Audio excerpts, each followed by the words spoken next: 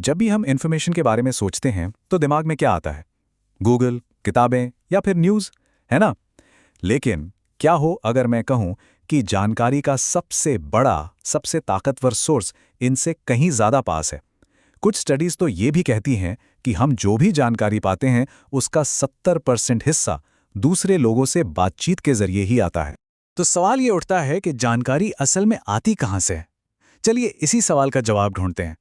इस पूरी चर्चा में हम इंफॉर्मेशन के असली यानी इंसानी सोर्स को समझेंगे और देखेंगे कि ये दुनिया कितनी गहरी और दिलचस्प है।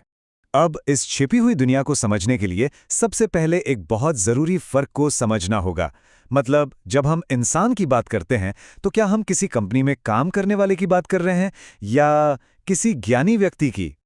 अच्छा, तो इसे समझते हैं। जैसा स्लाइड पे दिख रहा है, मानव सूचना स्रोत और मानव संसाधन ये दो बिल्कुल अलग चीजें हैं। ह्यूमन रिसोर्स यानी मानव संसाधन वो होते हैं जो किसी कंपनी के कर्मचारी हैं, सिंपल। लेकिन मानव सूचना स्रोत वो कोई भी हो सकता है, कोई भी जिसके पास ज्ञान हो, तजुर्बा हो। जैसे मान लीजिए एक लाइब्रेरियन, वो अपनी लाइब्रेरी के लिए तो एक मानव संसाधन है, पर हमारे लिए वो ज्ञान का एक जीता जागता स्रोत है। ये फर्क समझना हमारी आगे की बातचीत के लिए बहुत बहुत जरूरी है। अब आते हैं उन लोगों पर जो जानकारी को हम तक पहुंचाते हैं। इसे एक बोरिंग लिस्ट की तरह मत देखिए, इसे एक फैक्ट्री की तरह सोचिए। एक ऐसी फैक्ट्री जो 24 घंटे सातों दिन हमारे लिए जानकारी बना रही है। ये फैक्ट्री कभी सोती नहीं है और लगातार ऐसी इंफॉर्मेशन बनाती है जिससे हमारी दुनिया बनती बिगड़ती है। तो ये पूरी प्रक्रिया ये 4 मेन स्टेप्स में होती है।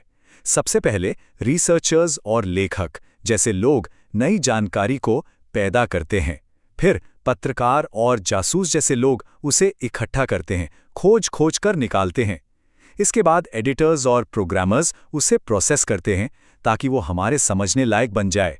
और आखिर में शिक्षक और लाइब्रेरियन जैसे लोग उसे हम सब तक पहुंचाते हैं। चलिए इसे और अच्छे से समझने के लिए एक कदम और आगे बढ़ते हैं। हम जानकारी इकट्ठा करने वाले स्टेज से एक रोल उठाते हैं ताकि पता चले कि उनका काम कितना अहम है। तो एक खोजी पत्रकार, एक इन्वेस्टिगेटिव जर्नलिस्ट असल में करता क्या है? इस स्लाइड में जो बात है वो सच में कमाल की है। एक खोजी पत्रकार का काम देखिए। वो भ्रष्टाचार को सामने लाते हैं, चुपके चुपके सुराग जोड़ते हैं और फिर बिखरे हुए टुकड़ों से पूरी कहानी खड़ी कर देते हैं। उनका काम इतना ताकतवर हो सकता है कि जैसा कि सोर्सेज बताते हैं, इसकी वजह से राष्ट्रपति निक्सन तक को अपनी कुर्सी छोड़नी पड़ गई थी। ये सिर्फ एक कहानी नहीं है, ये इस बात का सबूत है कि जानकारी में सच में कितनी शक्ति होती है। यहां से कहानी एक बहुत ही दिलचस्प मोड़ लेती है। अब हम उन लोगों पर ध्यान देंगे जिनसे हम शायद रोज मिलते हैं, लेकिन कभी इस नज़र से नहीं देखते। ये वो लोग हैं जो जानकारी के बहुत शक्तिशाली स्रोत हैं, लेकिन हम उन्हें पहचानते ही नहीं। ये हैं हमारे अनजाने इन्फॉर्मेशन हीरोज। एक डॉक्टर को ही ले लीजिए। वो क्या करते हैं? वो लक्षणों के रूप में जानकारी इकट्ठा करते हैं, बीमारी का पता लगाकर उसे प्रोसेस करते हैं और फिर इलाज बताकर उस जानकारी को हम तक पहुंचाते हैं। कभी ऐसा हुआ है कि किसी डॉक्टर ने कोई मुश्किल बात इतनी आसानी से समझा दी हो कि फौरन अच्छा महसूस होने लगा हो? वही है जानकारी की ताकत। बिल्कुल वैसे ही एक वकील, वो मामले के सारे तथ्य इकट्ठा करता है, कानूनी जानकारी देता है और उसी जानकारी के आधार पर अपनी दलीलें तैयार करता है। एक तरह से वकील भी एक जासूस जैसा ही है, जो सच्चाई को बाहर लाने के लिए सुरागों को एक साथ जोड़ता है। और शिक्षक, उनके पास तो सब्जेक्ट से लेकर करियर तक ना जाने कितनी जानकारी का भंडार होता है, जिसे वो स्टूडेंट्स के साथ बांटते हैं। क्या कोई ऐसा टीचर याद है जिसने सच में जिंदगी पर गहरा असर डाला हो? वो असर भी जानकारी का ही एक रूप है।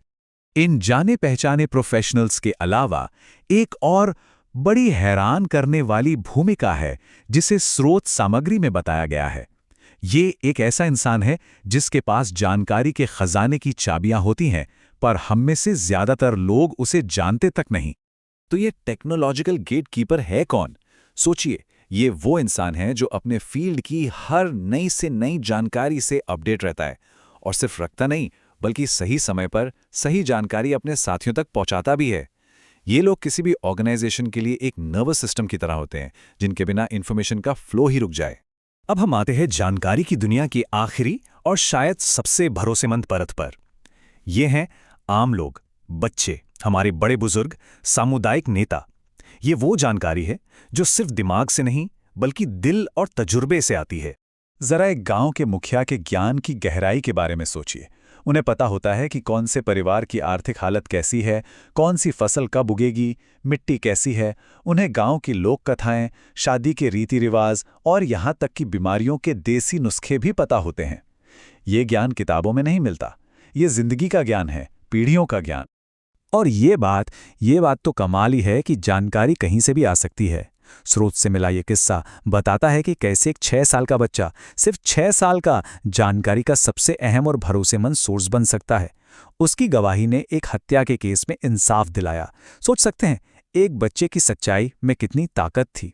तो अभी तक हमने बाहरी दुनिया को देखा, अब वक्त है आईने में देखने का, खुद से ये पूछने का कि मेरी क्या भूमिका है।